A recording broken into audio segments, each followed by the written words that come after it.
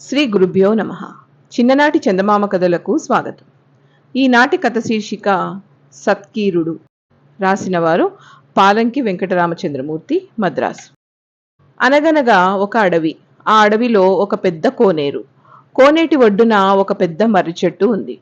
ఆ చెట్టు కిందకి ఓ కుష్టువాడు నడిచి వచ్చి ఆయాసం తీర్చుకోవడానికి ఆ నీడను కూర్చున్నాడు. కూర్చుని యథాలాభంగా చెరువు కేసి చూస్తూ ఉన్నాడు. అతడలా చూస్తుండగానే ఆ చెట్టు నుంచి ఆకొకటి రాలి చెరువులో పడింది. పడడంతోటే అది ఒక చేపగా మారిపోయి బుడుంగుమని నీటిలోకి మునిగిపోయింది. ఆకు చేప అయిపోవడం చూసి అతను ఆశ్చర్యపడుతూ ఉంటే మరో ఆకు రాలింది. ఆ ఆకు నీటిలో కాకుండా గట్టు మీద పడింది. పడడంతోటే అది ఒక పిట్టగా మారిపోయి తుర్రుమని పైకి ఎగిరిపోయింది. ఇది మరీ ఆశ్చర్యంగా ఉందతనికి. ఇంతలో ఇంకో ఆకు రాలింది. ఈ మాటు రాలిన ఆకు పూర్తిగా చెరువులోనూ పడలేదు, పూర్తిగా ఒడ్డున పడలేదు. సగం నీటిలోనూ సగం ఒడ్డున పడింది. నీటిలో పడ్డ భాగం చేప అయ్యింది, ఒడ్డున పడ్డ భాగం పక్షి అయింది.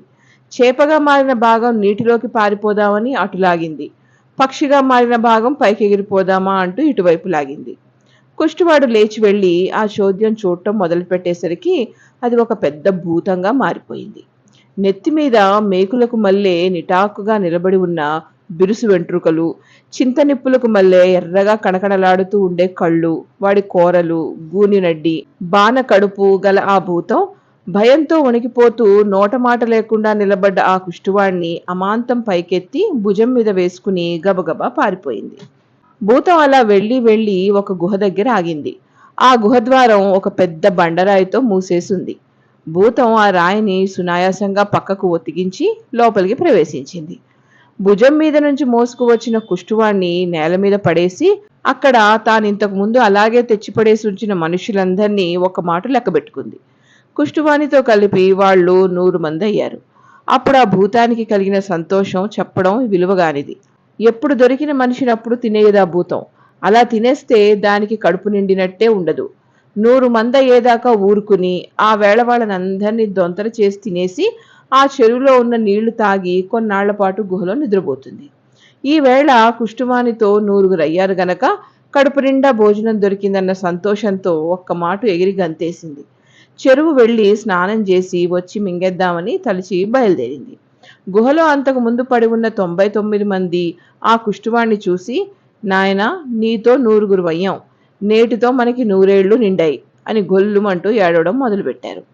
ఈ భూతాన్ని చంపేసే ఉపాయం ఏమీ లేదా అన్నాడు కుష్టివాడు. ఈ భూతాన్ని చంపాలంటే కేవలం ఆ పరమశివుడో లేకపోతే అలాంటి మరో దేవుడో రావాల్సిందే గాని మనుష్య మాత్రులం మనకు ఏమీ చేయలేం అన్నారు వాళ్ళు. కుష్టివాడు, శివుడికి వినిపించేటట్లు నేను స్తోత్రం చేయగలను, కానీ వినపడ్డా కూడా ఆయన రాడేమో, నేనంటే ఆయనకి కోపం అన్నాడు. నీ మీద శివుడికి ఎందుకు కోపం వచ్చింది అని వాళ్ళల్లో ఒకడు అడిగాడు. ఆ కథంతా చెబుతూ కూర్చుంటే భూతం వచ్చి మనల్ని మింగేస్తుంది. ముందు ఆ భూతాన్ని చంపే మార్గం చూడాలి. భూతం చచ్చిపోయాక ఎన్ని కథలైనా చెప్పుకోవచ్చు అంటూ కుష్టివాడు శివుడి కుమారుడైన కుమారస్వామిని భక్తితో స్తోత్రం చేసేసరికి ఆ దేవుడు ప్రత్యక్షమయ్యి ఎందుకు నన్ను రప్పించావు అని అడిగాడు. అప్పటికప్పుడే భూతం స్నానం చేసేసి గుహకు తిరిగి వచ్చింది. కుష్టివాడు కుమారస్వామికి మొక్కి, స్వామి, మొదట ఈ భూతాన్ని చంపేసి మమ్మల్ని కాపాడు అని కోరేసరికల్లా కుమారస్వామి తన ఆయుధంతో ఆ భూతాన్ని ఒక్క దెబ్బకు నరికి పారేశారు. కుమారస్వామి కుష్టివాని వైపు చూసి, ఏమయ్యా, నువ్వు గొప్ప కవిలాగా ఉన్నావే, కవులు తప్ప ఇంత చక్కటి శ్లోకాలు మరెవరు చెప్పగలరు, మరి నీకు ఈ కుష్ఠరోగం ఎలా వచ్చింది అని అడిగేటప్పటికీ కుష్టివాడు, స్వామి, మీ తండ్రి పరమేశ్వరుడి శాపం వల్లనే నాకు ఈ రోగం వచ్చింది అని చెప్పాడు. భూతం చచ్చిపోయింది గనక ఆ కథంతా ఇప్పుడు సావకాశంగా చెప్పు అని గుహలో వాళ్ళంతా ఆ కవీశ్వరుణ్ణి కోరారు. కుమారస్వామి కూడా వింటూ ఉంటే అతను తన కథ చెప్పడం ప్రారంభించాడు. మాది పాండ్యరాజ్యం. నా పేరు సత్కీరుడు. మధురలో పాండ్యరాజ ఆస్థానంలో రత్నాల పీఠం ఒకటి ఉంది. సరస్వతీదేవితో సమానమైన కవీశ్వరులు కూర్చోవడం కోసమని ఆ పీఠాన్ని అగస్త్య మహాముని పాండ్యరాజుకి ఇచ్చాడు. ఆ పీఠం ఒక్క కవి కూర్చోవడానికి సరిపోతుంది. కానీ చిత్రం ఏమిటంటే గొప్ప కవులు ఎందరొచ్చినా అది విస్తరించి కూర్చోవడానికి చోటిస్తుంది. నేను పాండ్యరాజు సభలోకి వెళ్ళేటప్పటికీ ఆ పీఠం అప్పటికప్పుడే 11 మహాకవీశ్వరులకి చోటిచ్చింది. నేను నా కవిత్వంతో అందరినీ మెప్పించాను. చటుక్కున ఆ పీఠం పెరిగి నాకు చోటిచ్చింది. నా తర్వాత కూడా చాలామంది కవులు పాండ్యరాజు సభకు వచ్చి కవిత్వం చెబుతూ ఉండేవారు.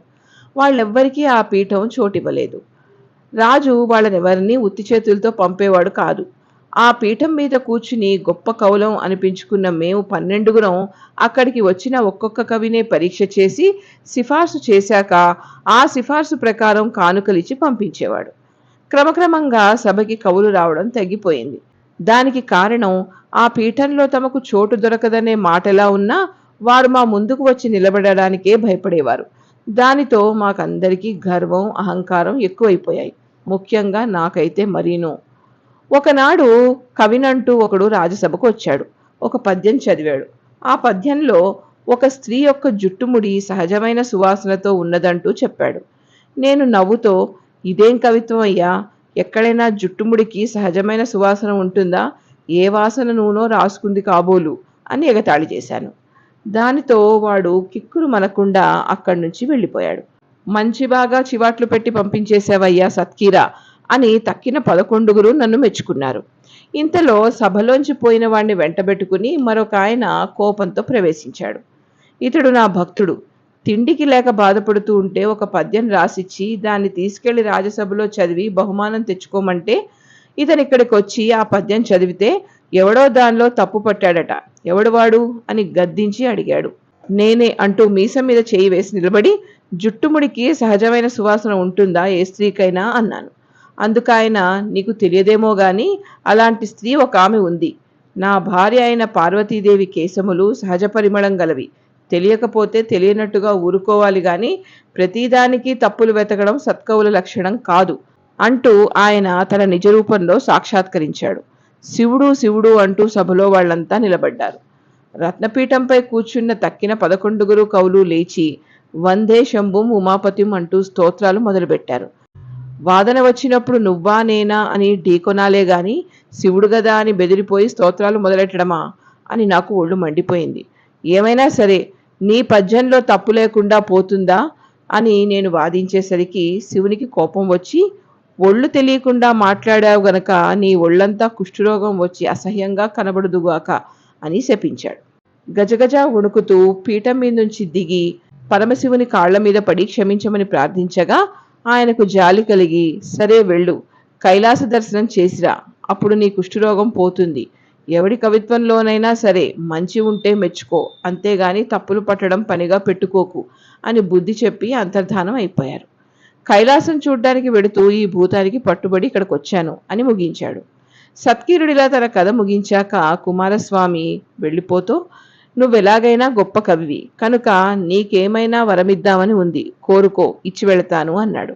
సత్కీరుడు, స్వామి, నేను కుష్ఠరోగంతో ఉండలేను. కైలాసాన్ని చూస్తే తప్ప ఈ రోగం పోదు. కైలాసం ఎక్కడో హిమపర్వతాలలో ఉంది.